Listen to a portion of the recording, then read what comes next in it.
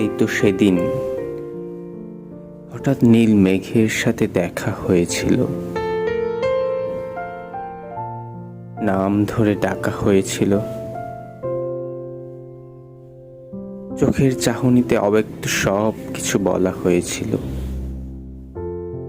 খুব স্বল্পক্ষণে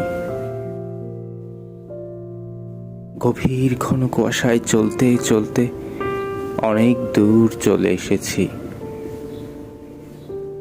কখনো ভাবিনি এত দূর অবধি চলে আসব, কখনো ভাবিনি এত কিছু নিয়েও ভাবতে হবে। হয়তো সে কারণেই ক্ষণে ক্ষণে মস্তিষ্কের বাপাশে প্রচন্ড ব্যথা করে ওঠে। হয়তো তোমার নীরব চিৎকারে। যদি এই পথের সীমানা খুঁজে নাই বা পেলাম, যদি আরো গভীর ঘন কুয়াশায় নিজেকে হারিয়ে ফেললাম, তবুও সংশয়বোধ করবে না অলস দুপুরে একাকী স্মৃতির ভেলায় ভেসে বেড়ানোর। আমিও হয়তো সেখানেই পৌঁছাবো, তোমাকে অবাক করে। তাই কখনো ভেবো না আমি নিঃসঙ্গতাকে অলঙ্কৃত করেছি,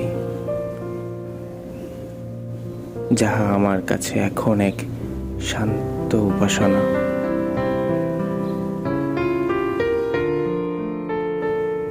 কোনো বাধা, কোনো শ্রেণী বৈষম্যের স্থান নেই এখানে।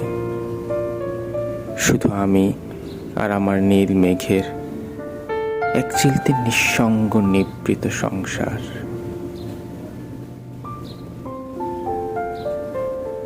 যদি এটুকু উপলব্ধি করতে পারো, কোনো এক ঘন কুয়াশার রজনীতে আমন্ত্রণ রইল তোমার। সেদিন না হয় আবারও একসাথেই অমাবস্যার চাঁদ দেখার চেষ্টা করব আমরা। জানো, এখনো স্বপ্ন দেখি চাঁদের পাশের সব তারাগুলোর আলো নিভে যাক। সে কারণেই হয়তো এই সমাজ আমাকে বিচ্যুত শব্দ ভেবে তাহার ব্যাকরণে অন্তর্ভুক্ত করেনি।